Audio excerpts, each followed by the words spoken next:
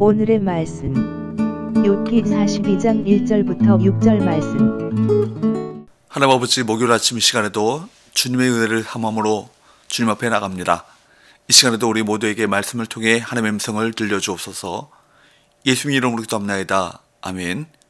할렐루야. 성경 성도 여러분, 오늘도 하나님의 은혜와 평강이 가득한 하루가 되시길 축복합니다. 오늘 우리에게 주시는 하나님의 말씀은 욥기 42장 1절에서 6절까지의 말씀입니다. 우리는 솔직히 너무나 많은 실수를 범하며 살아갑니다. 우리에게는 후회되거나 자책할 일들이 너무나도 많습니다. 그것이 우리를 올가매어 앞으로 나아가지 못하게 만들기도 합니다. 욥은 이제 후회하고 회개하고 있습니다. 그의 모습을 살펴보면서 어떤 모습으로 하나님 앞에 서고 다시 온전케 되어 우리 삶을 살아갈지 살펴보도록 하겠습니다. 1절과 2절. 욥이 여호와께 대답하여 이르되 주께서는 못하실 일이 없사오며 무슨 계획이든지 못 이루실 것이 없는 줄 아오니. 욥은 이제 하나님은 전능하시다 라고 고백합니다. 욥은 여호와 하나님이 못하실 것이 없는 분, 계획하신 일은 무엇이든지 이루시는 분이라고 인정합니다. 전능하신 하나님은 당신의 계획을 온전히 이루십니다. 물론 우리가 보기에 답답해 보일 때도 있고 성취가 지체되는 것처럼 느껴지는 때도 있습니다. 욥은 그 답답함을 이기지 못했습니다. 자기의 상황은 너무 어렵고 눈에 보이는 하나님의 성취는 없으니 그 마음의 답답함이 그의 말을 주장했던 것입니다. 우리는 계획을 반드시 성취하실 하나님을 믿고 지금의 시간을 인내해야 할 것입니다. 욥은 자신의 말에 대해 회개했습니다. 3절.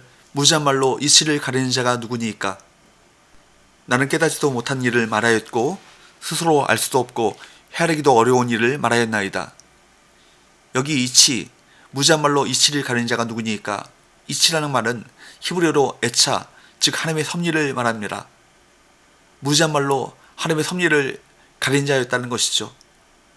자기가 하나님의 섭리를 알지도 못하고 할 수도 없는 것들을 말하였다고 고백합니다. 아마 그가 그런 말을 했을 때는 자기가 너무나도 잘 알고 있다고 확신했을 것입니다. 하지만 아니었습니다. 하나님 앞에 섰을 때 그의 말과 행동이 얼마나 얄팍했는지 깨달았습니다. 그는 여호와 하나님이야말로 우주 만물을 창조하시고 질서를 주관하시는 주님으로서 완전하시고 탁월한 지혜를 가지신 분이라고 고백하면서 자신이 무지한 상태에서 발언했음을 솔직하게 인정한 것입니다. 왜냐하면 그에게는 하나님의 길을, 그 하나님의 애차, 하나님의 섭리를 헤아릴 수 있는 능력이 전혀 없기 때문입니다. 우리 삶과 신앙에서 완성형은 없습니다. 우리는 모두가 표대가 어디인지 모르는 까마득한 길을 달리고 있습니다. 우열은 의미가 없습니다. 그저 매일 감사하며 서로를 돌아보면서 겸손하게 말씀을 따라 순종해야 합니다. 바울이 빌립보서 3장 12절 13절에서 말하는 것처럼 우리는 잡은 것이 없습니다. 우리가 이뤘다고 생각하는 것들이 있다면 잊어버리고 앞을 향해 달려가야 할 것입니다. 우리는 현재 최선을 다해야 합니다. 그런데 문제는 우리가 계속 견눈질 한다는 것입니다.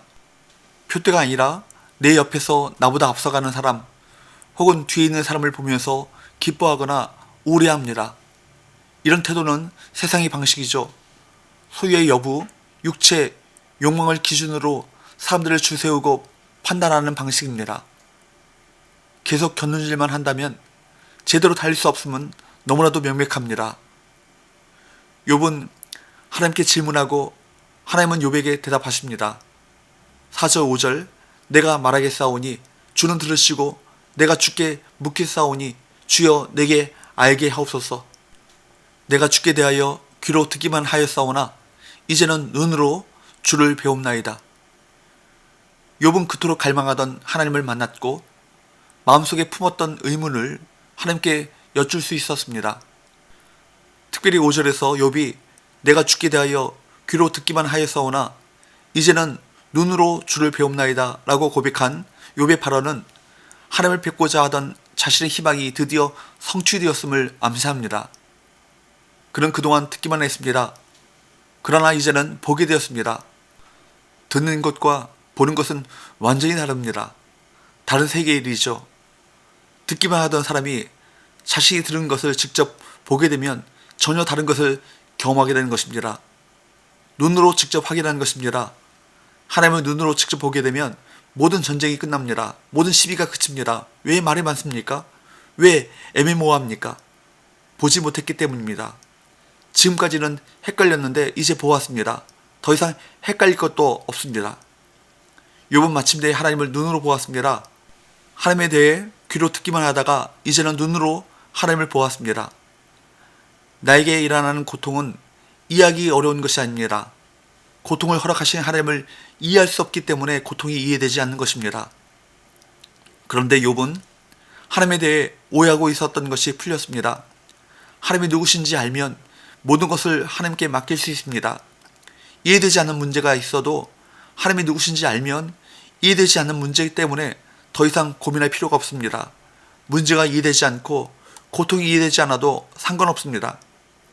하나님을 이해할 수 있으면 됩니다.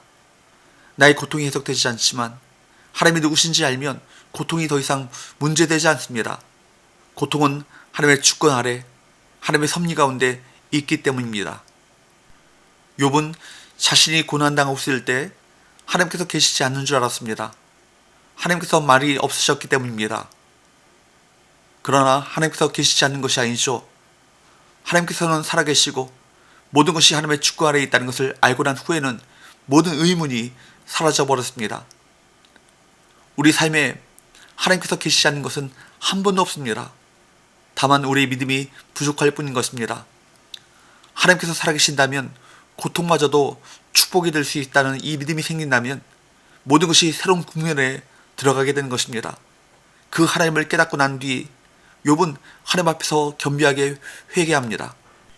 6절 그러므로 내가 스스로 거두어드리고 티끌과 제 가운데서 회개하나이다.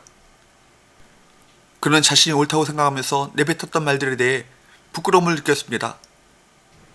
극심한 고통 중에도 하나님 앞에서 자신을 겸비하게 내려놓을 수 있다면 좋겠지만 우리는 느껴지는 대로 반응합니다. 아프고 힘들면 화내고 짜증내며 원망합니다. 그런데 중요한 것은 하나님을 만나는 시간입니다. 하나님과 만나는 시간을 통해 하나님 앞에 자신을 겸손히 내려놓고 회개해야 합니다. 하나님 앞에 나아가 회개함으로 새롭게 함을 받는 사람이 의인인 것입니다. 우리 모두 이제 다시 하나님 앞에 설 수 있기를 바랍니다. 우리는 지금 실수투성이에 죄 많은 모습일 수 있습니다. 그래도 괜찮습니다. 하나님 앞에 나아가 그분의 음성을 들을 수 있으면 되는 것입니다. 하나님께서 원하시는 것은 고난을 통해 하나님을 더욱 알아가고 그 하나님을 아는 지식으로 세상을 이기는 것입니다. 고난을 통해 하나님을 하나님으로 알아갈 때 어떤 고난과 시험이 와도 넉넉히 이기고도 남는 역사가 있을 것입니다. 고난을 통해 하나님을 경험하시기를 축복합니다. 기도합시다. 하나님 아버지, 저희가 하나님에 대해 더 알기를 원합니다. 하나님을 아는 지식으로 현실의 고난을 이겨나가게 하여 주옵시고 주님이 달리신 십자가만을 늘 단단히 붙잡음으로써 어떤 상황에서도 담대하게 살아가게 하여 주옵소서. 예수님 이름으로 기도합나이다. 아멘.